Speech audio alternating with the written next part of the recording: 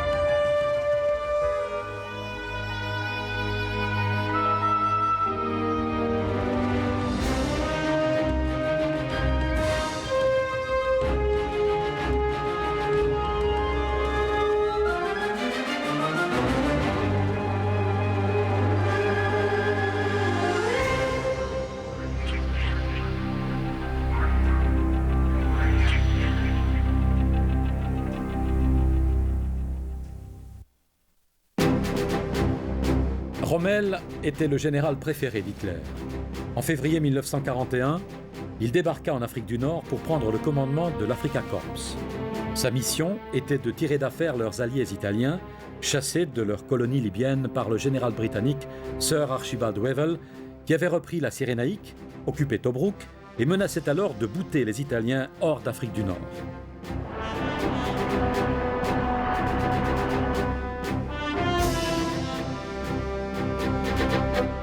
Les ordres secrets de Rommel étaient de se diriger vers l'Est, vers le Caire et Suez, d'anéantir les Britanniques, de continuer vers la Palestine, l'Arabie, la Perse, et de faire la jonction avec un corps venant de Crimée, au nord. Si elle était couronnée de succès, cette campagne donnerait aux Allemands le contrôle des champs de pétrole d'Arabie et de la mer Caspienne, ainsi que de la totalité du Moyen-Orient. Il commença par une supercherie. Il exhiba ses forces dans les rues de Tripoli, disposant ses chars de manière classique, en cercle.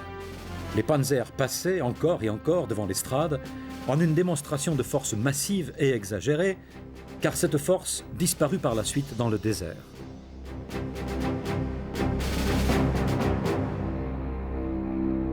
Pendant longtemps, Rommel avait été un héros. Il avait gagné pour son courage au cours de la Première Guerre mondiale la Pour le mérite, plus haute décoration allemande. Il avait écrit un livre à succès, Infanteriegriff an, exposant la doctrine de l'attaque mobile, livre qu'il avait demandé aux officiers allemands de lire. Du temps où il commandait la garde rapprochée d'Hitler, il avait attiré son attention. Pendant la bataille de France, sa 7e division de Panzer fut surnommée Division Fantôme en raison de sa capacité à apparaître sans avertissement derrière l'ennemi. Rommel avait réussi grâce à la doctrine révolutionnaire éprouvée de la Blitzkrieg, à son énergie personnelle, à son instinct et à son intelligence.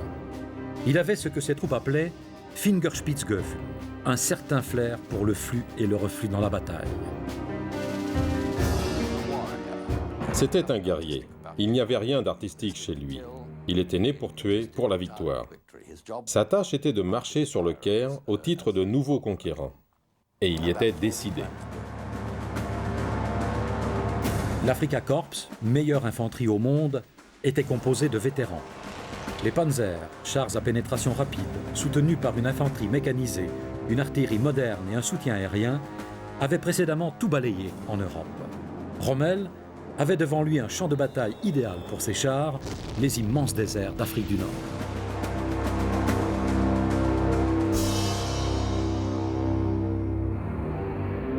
Ces armes étaient les meilleures du monde. Les chars allemands surpassaient les Britanniques dont le tir des canons légers rebondissait sans causer de dommages sur les blindages allemands. Rommel avait modifié le canon anti-aérien du 88 à haute vitesse pour en faire une arme anti-char mortelle et destructrice.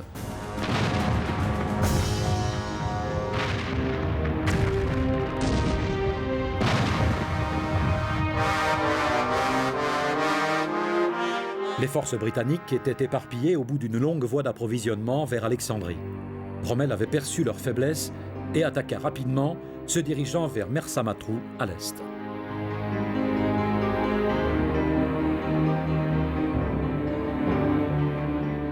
À l'avant, Rommel supervisait l'attaque depuis son avion Stork, dirigeant rapidement les attaques dans le gros des troupes britanniques, négligeant les flancs, comptant sur la vitesse et la surprise pour immobiliser l'ennemi. Il feinterait alors et reculerait, entraînant ses poursuivants vers sa ligne de canon anti-char. Cette tactique lui valut le surnom de rat du désert.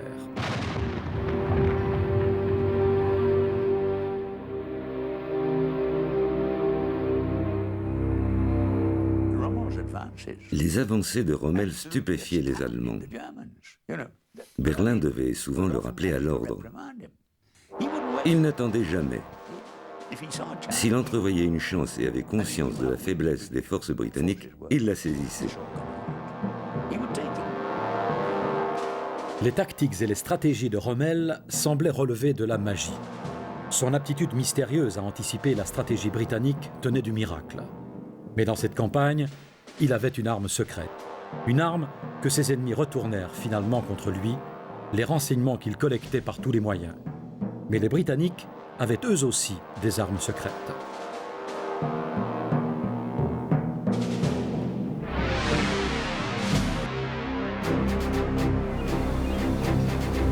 À Bletchley Park, une armée de décodeurs s'employait à pénétrer la machine à coder Enigma, utilisée par tous les commandements de la Wehrmacht, qui générait des codes réputés inviolables. Mais ils ne l'étaient pas. Des décodeurs polonais avaient travaillé depuis 1920 à percer le secret de cette machine et avec l'aide de Hans Thilo Schmidt, un espion allemand au service du chiffre, y étaient partiellement parvenus. Pendant l'occupation nazie de l'Europe, de brillants mathématiciens se regroupèrent à Bletchley Park, l'école gouvernementale du code et du chiffre, pour s'attaquer au code de la machine. Le 22 mai 1940, ils pénétrèrent pour la première fois le code de l'armée de l'air allemande. Des messages de la Luftwaffe révélèrent un plan italien qui prévoyait d'attaquer des convois britanniques qui faisaient la navette entre le Pirée en Grèce et Alexandrie. Ils furent transmis à l'amiral britannique Sir Andrew Cunningham, qui leur tendit un piège. Les croiseurs britanniques frappèrent au large du cap Matapan. Cunningham avait une seconde arme secrète. Le premier radar transporté par bateau dirigea son rayon vers la flotte italienne à travers l'obscurité et le brouillard. Les Italiens, incapables de riposter et même de repérer l'ennemi, subirent impuissants le feu des Britanniques qui firent sombrer l'orgueil de leur flotte. Les espoirs de Mussolini de faire de la Méditerranée un lac italien furent anéantis.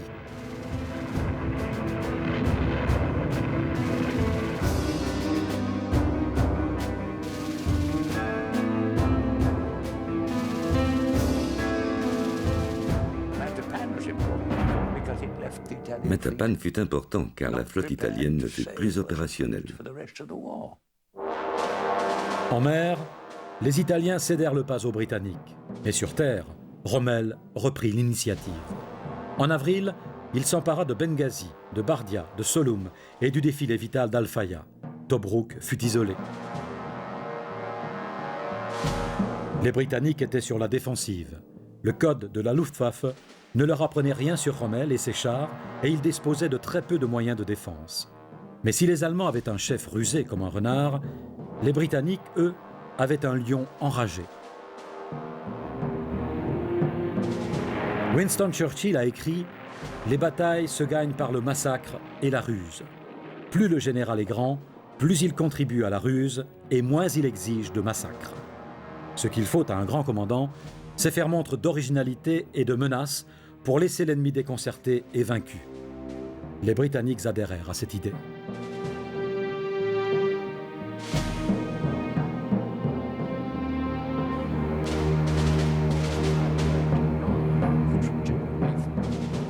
L'idée vint du général Wavell qui avait noté combien l'Empire britannique s'était affaibli.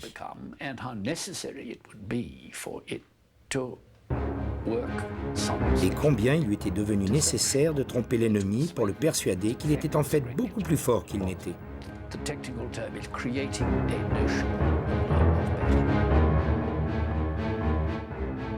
Le général Archibald Wavell, commandant des forces britanniques en Afrique du Nord, créa, jouant contre le temps, une nouvelle organisation, la Force A, pour lancer et orchestrer la supercherie.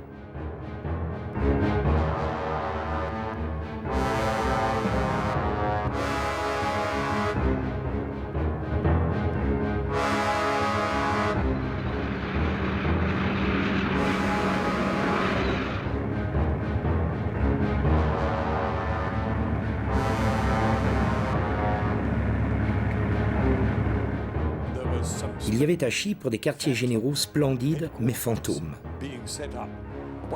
Un officier allait et venait sur l'île, prétendant être le chef ici, le chef là-bas. Les Allemands et les Italiens se fourvoyèrent en pensant que les Britanniques étaient affaiblis. Wavell attaqua, parachevant la surprise. Il opéra une percée dans la ligne défensive italienne et reprit Bardia et Solone.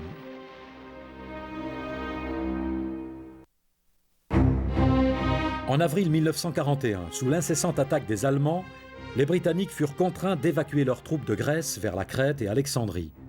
Les briseurs de code de Bletchley apprirent alors une autre nouvelle: la Crète était la prochaine cible de l'Axe. Ultra, le matériel de Bletchley, nous livra la totalité du plan allemand. Nous savions où ils allaient débarquer, quel terrain d'aviation ils avaient en vue, où leurs parachutistes sauteraient. Les forces du général allié Bernhard Freyberg étaient trop faibles pour repousser l'attaque. Mais les quelques canons déployés autour des zones de largage décimèrent les parachutistes allemands. Pour les troupes parachutées, la Crète fut une victoire à la Pyrrhus. Plus de 4000 soldats des troupes d'élite d'Hitler furent tués et 2000 blessés. Par la suite, les parachutistes ne furent plus jamais engagés dans des combats aéroportés. Les secours prévus ayant été envoyés par le fond, les Britanniques subirent une défaite et furent chassés de l'île. Malte était alors isolée sur la route critique vers l'est. Cette colonie britannique se trouvait à peine 100 km des bases italiennes de Sicile. La Regia Aeronautica, force aérienne italienne, aurait dû avoir là une victoire facile. Les routes maritimes, de Gibraltar à Alexandrie, passaient à portée d'avions des forces de l'Axe en Afrique du Nord et en Sicile. Si les Britanniques perdaient le contrôle de l'île et les points d'étranglement entre elle et les côtes, ils devraient, pour amener leurs navires de ravitaillement au Caire, les faire passer par le cap Horn, surveillés en permanence par les sous-marins allemands. Si les Italiens prenaient Malte, les voies d'approvisionnement de Rommel seraient protégées et celles des Britanniques extrêmement vulnérables.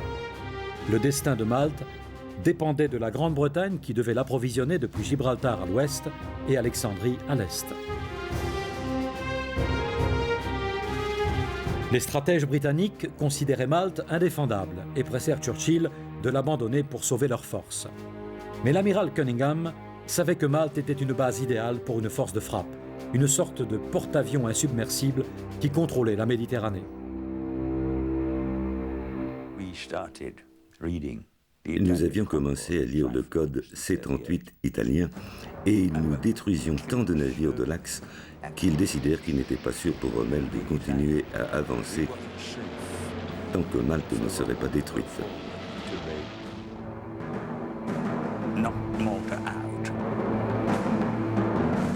L'opération Hercule était le projet secret d'Hitler pour envahir Malte.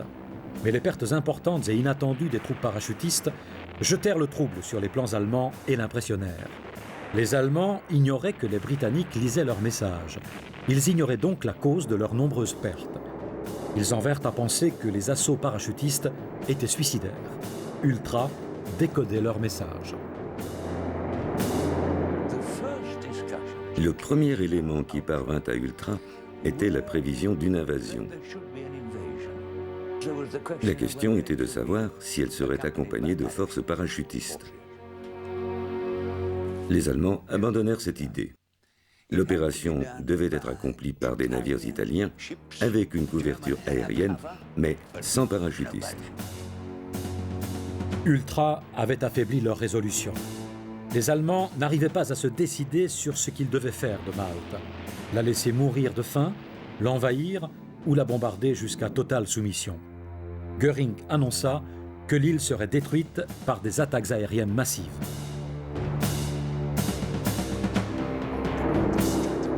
Une des plus grandes stratégies de l'Empire britannique était basée sur le bluff. La taille de sa flotte était évidente. Mais ce qui n'avait pas été perçu, c'était la faiblesse de ses défenses aériennes et sa fragilité en cas de débarquement. Les espoirs de l'île reposaient sur sa défense aérienne composée de 3 biplans obsolètes, des Gloucester's Gladiators. Confiance, espoir et charité étaient les seuls avions qui lui restaient pour se défendre contre la puissance des forces italiennes et allemandes, jusqu'à ce que des avions plus modernes arrivent. Les bombes touchaient les aérodromes de Malte 8 fois par jour. Pratiquement tous les convois britanniques envoyés pour approvisionner l'île furent détruits. Nourriture et munitions se raréfiaient. Bombardiers et sous-marins furent obligés de se retirer vers Alexandrie. Naviguer en surface était suicidaire. Les sous-marins formaient un véritable tapis depuis Alexandrie. En août, les Maltais étaient au bord de la famine, de la défaite.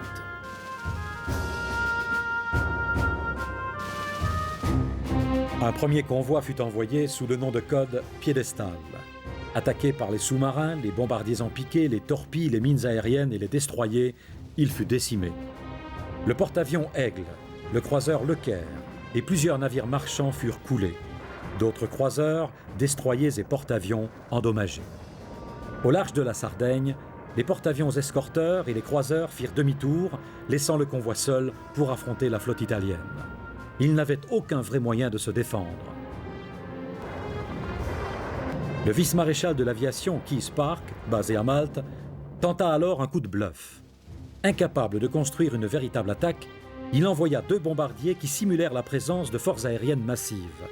Impressionnée par les bombardiers torpilleurs, la flotte italienne abandonna.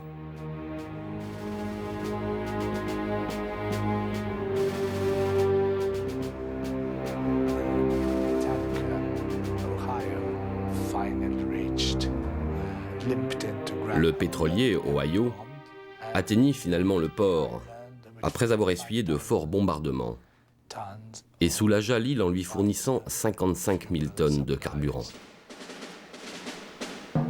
L'opération secrète d'Hitler, Barbarossa, procura un répit aux Maltais. L'invasion de la Russie rappela les équipages aériens loin de la côte. Fin 1941, les sous-marins et les forces aériennes basées à Malte détruisirent les 3/4 de la flotte de l'Axe. Le général allemand Albert Kesselring et Rommel s'entretinrent du sort de Malte. Rommel demanda des troupes pour son avancée vers l'Égypte, prétendant que s'il prenait Tobrouk et Alexandrie, Malte tomberait d'elle-même. Il l'emporta grâce au soutien d'Hitler. En novembre, Wavell fut remplacé par Sir Claude Auchinleck, qui projeta l'opération Croisée, une bataille pour chasser Rommel de la Cyrénaïque. Mais tout en se préparant, il devait devancer les attaques ennemies. La mission Force A était destinée à tromper l'ennemi en lui faisant croire, par de faux messages transmis sur les ondes, à une puissance réelle et à la présence d'un groupe d'espions imaginaires de l'Axe dans tout le Moyen-Orient.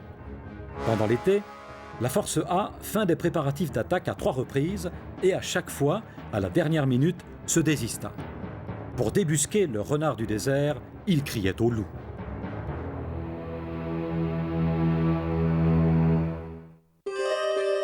Pour tromper les reconnaissances aériennes de l'Axe, les Britanniques eurent recours à la magie. Jasper Maskelyne, le magicien le plus en vue de Grande-Bretagne, le colonel Geoffrey Barkus et la troupe magique, équipe de techniciens de cinéma, auteurs, peintres et autres, se rassemblèrent pour abuser Rommel.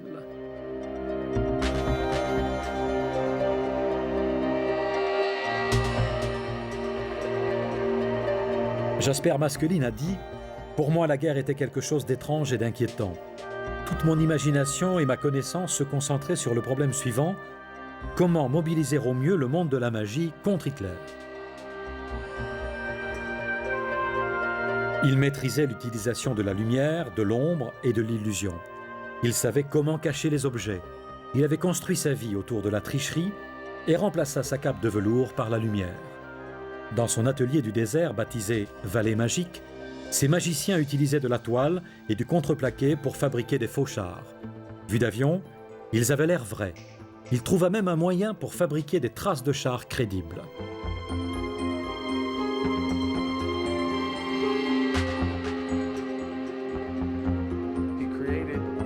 Il avait fabriqué des camions surnommés boucliers solaires, qui s'adaptaient au toit des chars et pouvaient se détacher. Vus du ciel, ils passaient vraiment pour des camions et projetaient exactement la même ombre. Ils pouvaient être décrochés d'un char en moins d'une minute.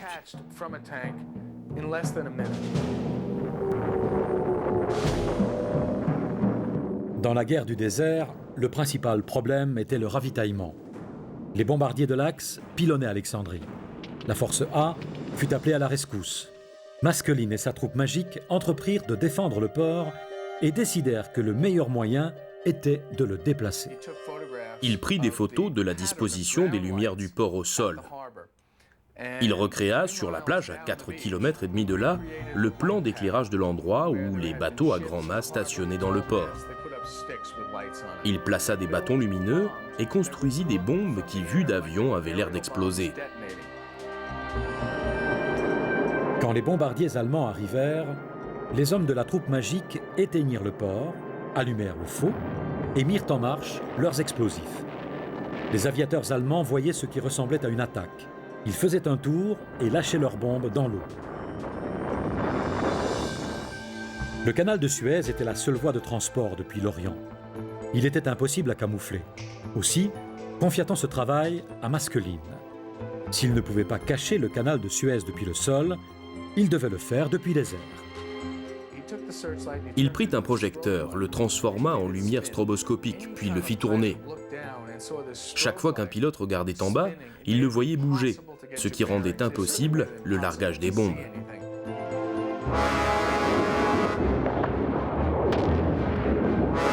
À l'ouest, à l'autre bout de la chaîne de ravitaillement, l'opération croisée du général Auchinleck était au point mort.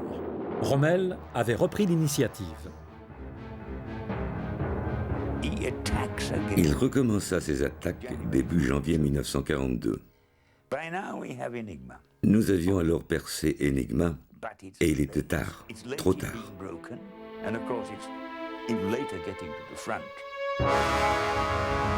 Pour protéger la nouvelle campagne de Rommel, Malte fut atrocement bombardée. Les navires furent coulés dans le port, les défenses volèrent en éclats. Il n'y avait plus de carburant, les forces maltaises ne pouvaient pas interrompre l'approvisionnement de Rommel. Le renard du désert était à nouveau en marche, sondant, feintant, se préparant à une nouvelle attaque.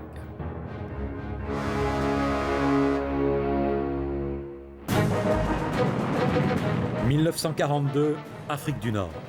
Tandis que le maréchal Rommel attaquait, les Britanniques préparaient une percée, non pas sur le champ de bataille, en mer ou dans les airs, mais sur les ondes. Pendant la bataille de Gazala, la quantité des transmissions augmenta et avec elle l'insouciance des Allemands. Nous commencions à lire tous les chiffrages utilisés en Afrique du Nord et les lisions même couramment. Rommel poussa jusqu'à la frontière égyptienne. Auchinleck l'obligea à s'arrêter à El Alamein.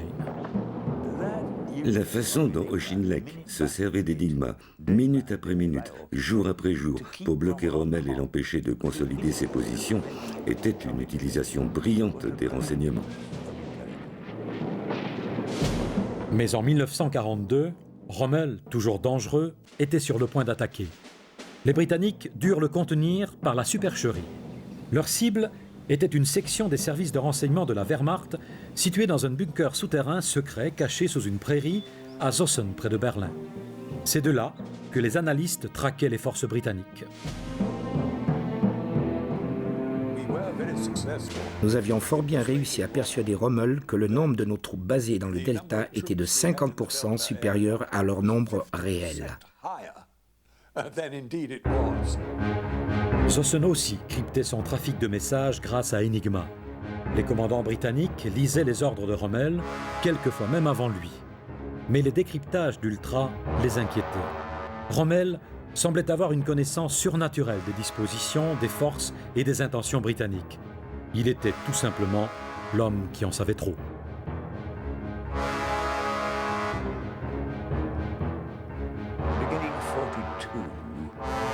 Depuis 1942, nous avions commencé à remarquer que les messages, de Kesselring particulièrement, mais aussi d'autres, faisaient référence à des renseignements secrets concernant nos intentions.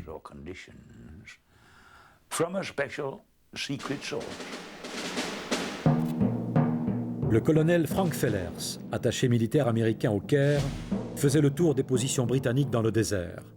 Les Anglais, pressés de voir les États-Unis entrer en guerre, lui montrèrent tout.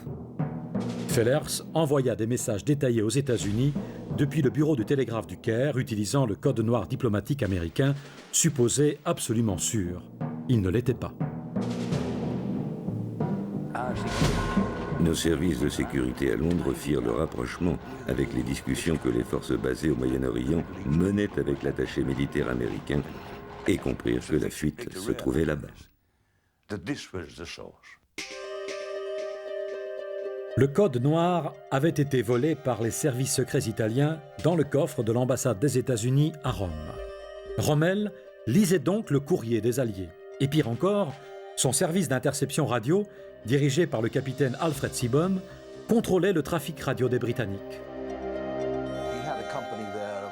Il avait là-bas une compagnie de 100 experts en télégraphie sans fil, des hommes capables d'entendre des murmures au paradis pour en faire leurs propres déductions. Un de mes amis d'un régiment de cavalerie fut fait prisonnier, ce qui pouvait arriver à n'importe qui. La première question qu'on lui a posée ne concernait pas son nom, son grade et son numéro de matricule, mais comment va le chien du colonel aujourd'hui? Les bavardages des opérateurs britanniques révélèrent plus que des conversations. Mais Rommel avait une autre arme. Son service secret de campagne lisait le livre de code britannique au niveau de la division. Seebohm était un officier brillant et ambitieux. En mesurant la puissance, la direction, l'heure d'émission des messages et grâce à son intuition, il fut en mesure de fournir à Rommel un aperçu complet des forces qu'il avait en face de lui, de leur position et de leurs mouvements. Mais pour intercepter ces messages, la compagnie de Seebohm devait se poster sur un terrain en hauteur à proximité du front. Pour la bataille à venir, il trouva une position à l'avant, en bord de mer. L'endroit s'appelait Tel El Issa, le puits de Jésus. Les Britanniques décidèrent de le détruire.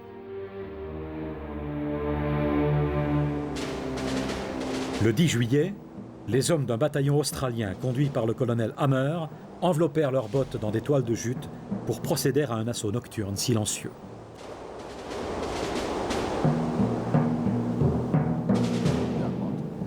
Ils prirent d'assaut la colline de Jésus et trouvèrent un régiment d'infanterie italien. Les hommes dormaient.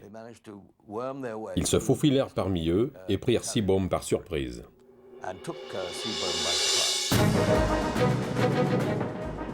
Les Allemands ripostèrent vicieusement, mais ils étaient trop loin du front. Les Australiens avaient été si rapides qu'ils n'eurent pas le temps de détruire leurs documents. Gravement blessé, Seebohm fut transporté dans un hôpital de campagne, mais il mourut sans révéler ses méthodes. Au petit matin, les services secrets britanniques examinèrent leur prise. Ils savaient où nous concentrions notre artillerie, nos chars, combien d'avions étaient disponibles, l'état de réparation de nos forces blindées, où était rassemblée l'infanterie de combat, et bien sûr, ces renseignements étaient servis au petit déjeuner du général.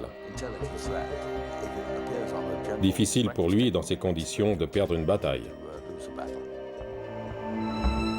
Ils se rendirent compte que Seebohm avait un aperçu complet des forces britanniques.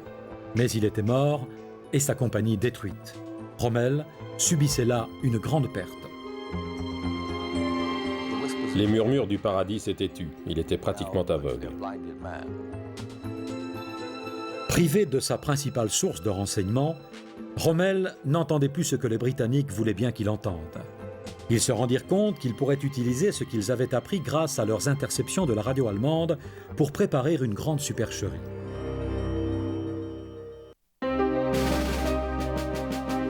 Les services secrets britanniques trouvèrent un livre dans le quartier général de la compagnie d'interception radio de Rommel à Tel El-Issa.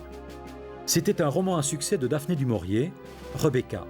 Mais, chose étrange, il était en anglais et sur la page de garde, le prix était indiqué en monnaie portugaise.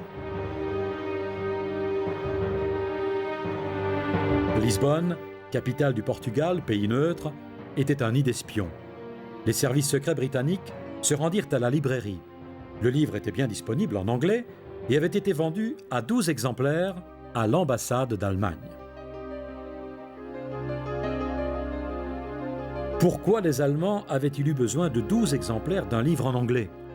Pour les services secrets, cela ne pouvait signifier qu'une chose, il s'agissait d'un livre de code. Les Allemands avaient un espion quelque part.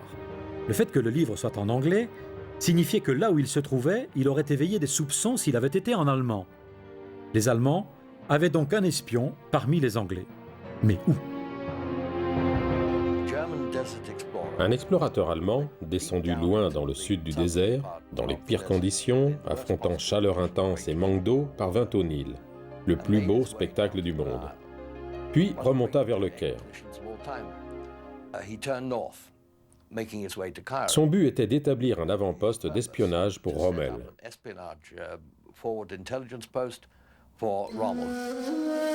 Le Caire était une ville divisée, pleine de mystères. La puissance coloniale britannique était l'objet d'un profond ressentiment et secrètement sapée par les nationalistes égyptiens. La nuit, la ville se défoulait en festoyant.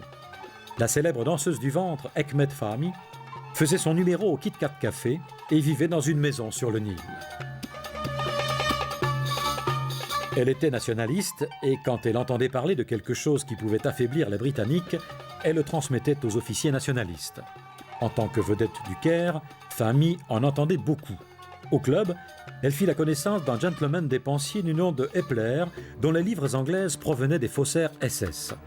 C'était un espion allemand entraîné au quartier général des services de renseignement de l'Abwehr à Berlin, et il avait parcouru des milliers de kilomètres dans le sud du désert.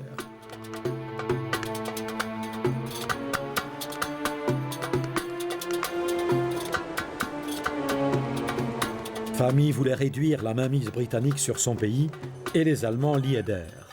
Elle utilisait ses charmes exotiques pour soutirer aux Britanniques des renseignements qu'elle transmettait par la suite aux forces de Rommel grâce à la radio d'Epler qui avait emménagé dans la maison voisine de la sienne sur le Nil.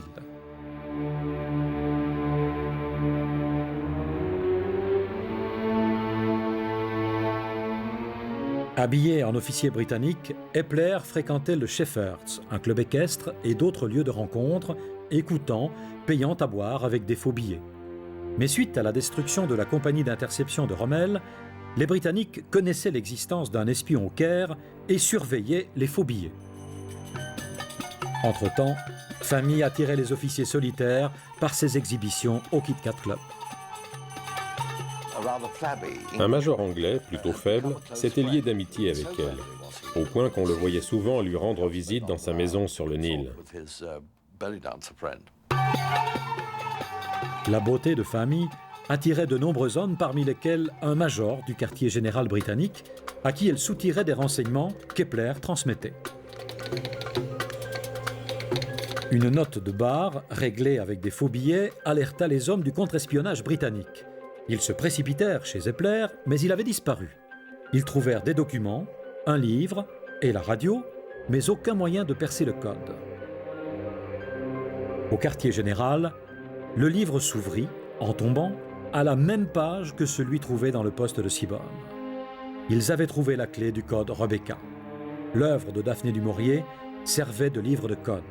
Ils étaient prêts à jouer le double jeu. Les Britanniques reprenaient lentement des forces. Avoir pénétré l'énigme navale leur permit de protéger les convois de nouveaux chars Sherman qui surpasseraient en nombre les panzers de Rommel.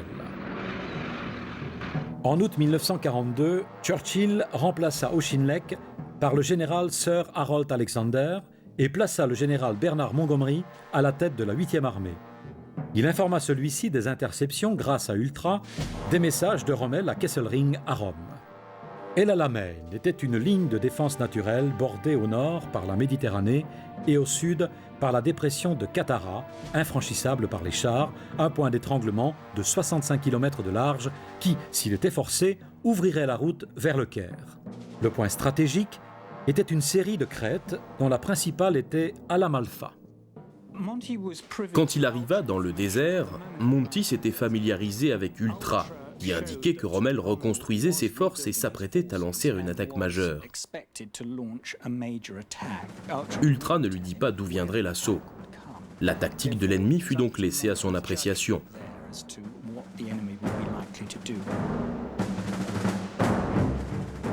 Rommel devrait s'emparer des hauteurs. Le plan de Montgomery consistait à disposer ses forces sur la colline et à y placer ses canons anti-chars. En avançant, Rommel les découvrirait. Mais que ferait-il? Dans le désert, il y a deux types de terrain. Inégal et constitué de rochers et de sable aggloméré, et le sable mou. Jasper Maskelyne fut chargé de préparer une carte.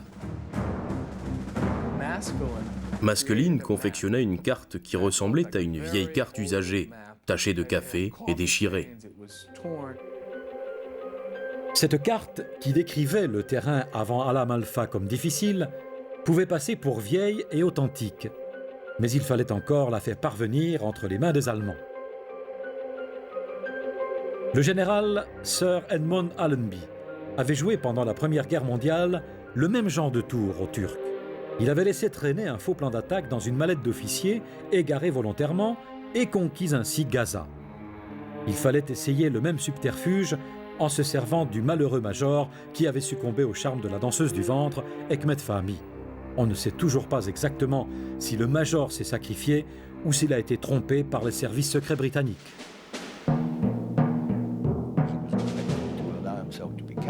Il devait se faire capturer de manière à ce que la carte soit trouvée sur lui.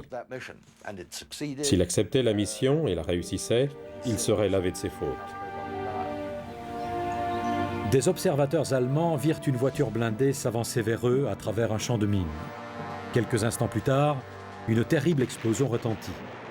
Dans la voiture détruite, ils découvrirent le corps du major, qui avait ainsi retrouvé son honneur, et une mallette contenant une carte. Mais Rommel avait des agents secrets au Caire et à Alexandrie. Les rumeurs et les messages étaient nombreux mais contradictoires. D'après ce qu'il avait appris grâce à des agents doubles et des messages radio volontairement falsifiés, la ligne de front britannique semblait plus faible au sud. Rommel fut tenté d'attaquer. Le 30 août, les 15e et 21e divisions de Panzer de Rommel se dirigèrent vers le sud, en même temps que la division italienne Ariete. Ils évitèrent les champs de mines et refoulèrent les Britanniques. Quand les Panzers se dirigèrent vers Alam Alpha, les canons cachés apparurent. Rommel se dirigea vers la zone marquée terrain difficile sur la carte et les Panzers s'enfoncèrent dans le sable jusqu'à mi-hauteur. Impuissants, ils s'enlisaient subissant l'attaque des canons et des bombardiers qui les réduisit à néant. Rommel était tombé dans le piège de Monty. Rommel avait échoué à la frontière égyptienne et les Britanniques reprenaient des forces pour la dure bataille d'Afrique du Nord. Ils comprirent que la force seule ne suffirait pas. Ils devaient une fois de plus avoir recours à la supercherie.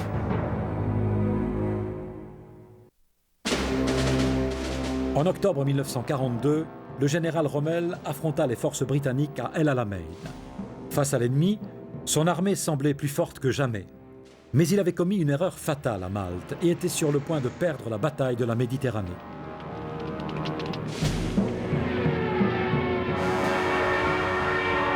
Malte avait survécu au bombardement et nous étions à nouveau opérationnels.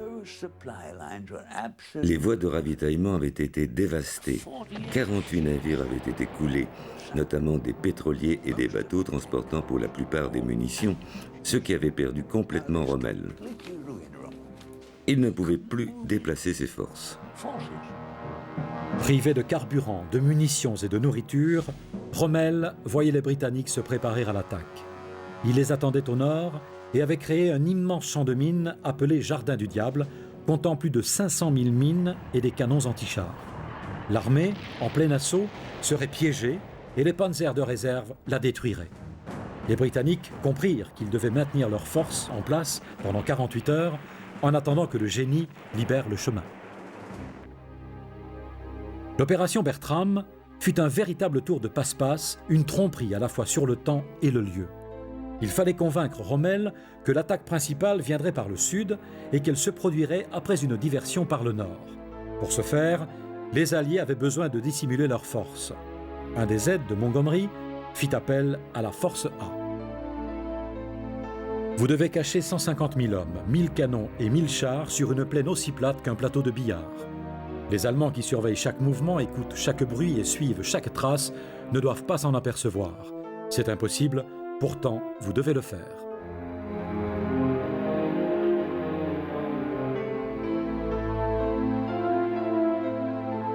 Canons et chars furent déplacés au sud vers la zone de la mise en scène.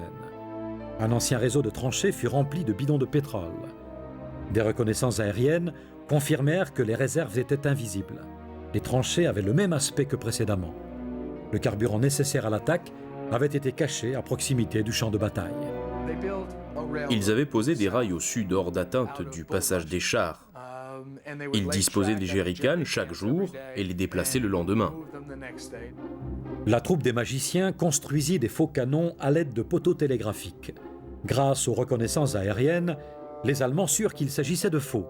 Mais juste avant la bataille, les Britanniques les remplacèrent par des vrais. Maskelyne fabriqua des faux hommes qui projetaient une ombre normale. Ça pouvait passer pour un immense campement. Un faux pipeline fut construit à partir des positions arrière au sud. Le rythme de sa construction avait été calculé pour qu'il ne soit terminé que plusieurs semaines après le début de la bataille, soit le 23 octobre 1942.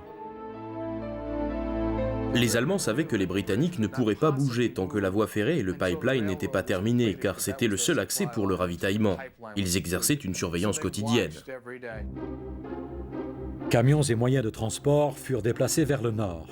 Quelques-uns étaient des leurs, dont certains étaient des dépôts de carburant et de munitions maquillés pour les faire ressembler à de vrais camions. Tous leurs chars étaient au sud, tous leurs véhicules de transport au nord.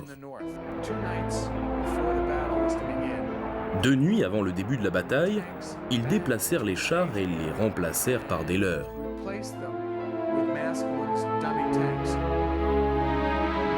La nuit, ils remontèrent les chars, les faisant glisser sur des tôles. Petit à petit, en effaçant les traces, les forces avancèrent. Le matin, à la lueur du soleil, rien ne semblait avoir changé. Mais les Britanniques avançaient imperceptiblement et Rommel se doutait tellement peu de la supercherie qu'il quitta le front pour un repos bien mérité dans les Alpes. Le 23 octobre 1942, à la tombée de la nuit, les obus de la 8e armée britannique déchirèrent les positions allemandes. L'artillerie de Monty traversa le jardin du diable, ouvrant des brèches dans sa défense. Des chars démineurs déposèrent des soldats du génie. Ils portaient des lampes et marquaient de blanc le chemin que devrait suivre l'infanterie. Des rapports émanant du quartier général de l'armée stipulaient que les Britanniques attaquaient sur tout le front, mais que l'assaut était hésitant, que les défenses étaient formidables et que les démineurs échouaient. Ils rapportaient que l'infanterie cherchait les mines à la main, testant le sable avec les baïonnettes.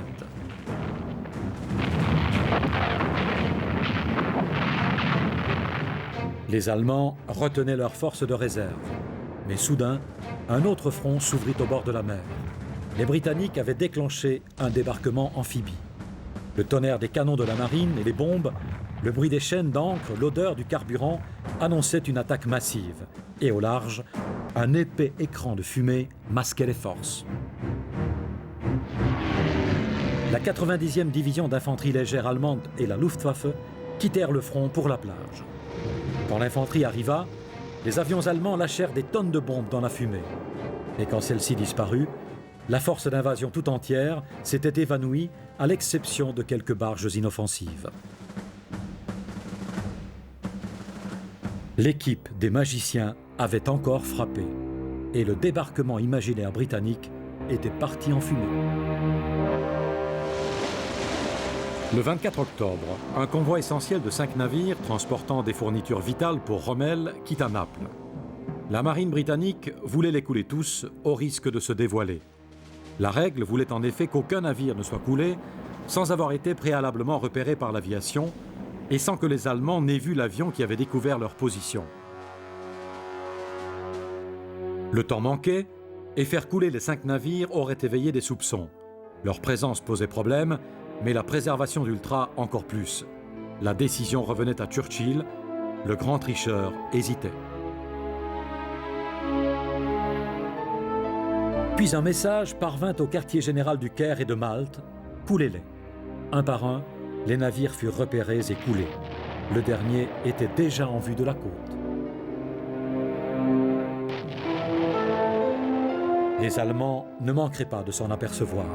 Ultra risquait d'être perdu. Pour les tromper, la force A envoya un message de félicitations à son espion dans le port de Naples et lui octroya une prime pour avoir indiqué le convoi. Il ne l'a jamais dépensé pour la bonne raison qu'il n'existait pas. Mais les Allemands, qui, comme les Britanniques, s'y attendaient, avaient décodé le message, y crurent. Le 25 octobre, une division de chars tenta d'attaquer une fausse batterie à Munassib. Les vrais canons, qui s'étaient tus pendant 2 jours, se mirent à tonner et anéantir les assaillants. La 21e division de Panzer avait été prise au piège du leur. Rommel revint alors dans le désert pour reprendre le commandement de la bataille. Les rapports étaient confus. Les Britanniques attaquaient tout le long de la ligne de front. Mais pour Rommel, tout était clair. Les victoires les plus dangereuses avaient eu lieu au nord et menaçaient son approvisionnement. Il fit remonter ses panzers. L'opération Bertram avait retardé leur entrée dans la bataille de 2 jours critiques. Alors que Rommel remontait ses troupes vers le nord pour affronter la principale menace, Montgomery contre-attaquait avec l'opération Supercharge, destinée à diviser les forces de l'Axe en leur point le plus faible, quand les divisions de Panzer rejoindraient les Italiens. Pendant que la 2e division de Panzer remontait vers le nord, Monty redescendait son 30e corps. Pour couvrir sa manœuvre, le général voulait que l'ennemi voie des groupes de chars au nord. Mais c'était impossible. Les faux chars étaient éparpillés, détruits. Il n'avait plus le temps. La troupe des magiciens en rassembla autant qu'elle put et repartit pour le désert. Des dépôts et des groupes de chars fictifs furent alors fabriqués grâce à des plaques de contreplaqué peintes de couleur aluminium et servant de miroir. Maskelyne venait d'inventer un nouveau mirage, les chars multiples.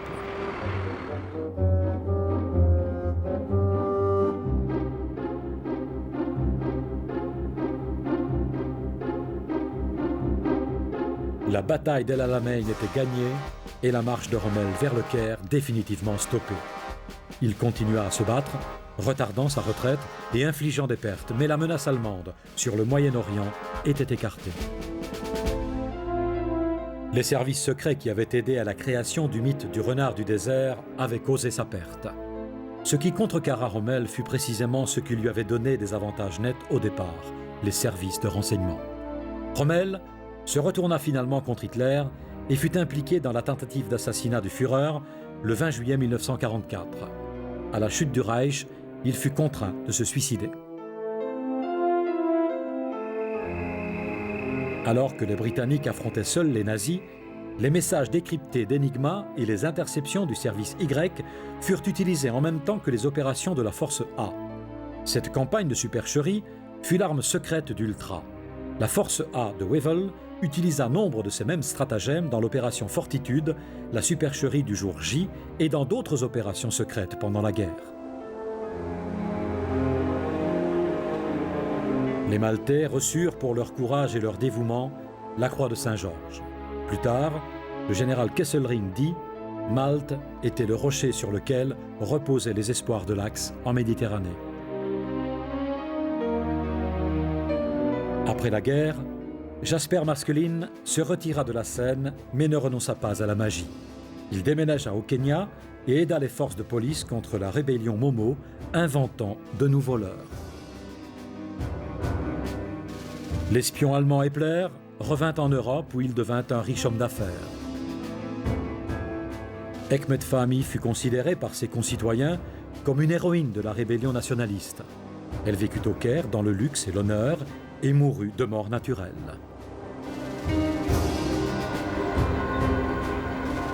Les Alliés gagnèrent la guerre, mais la Grande-Bretagne perdit son empire.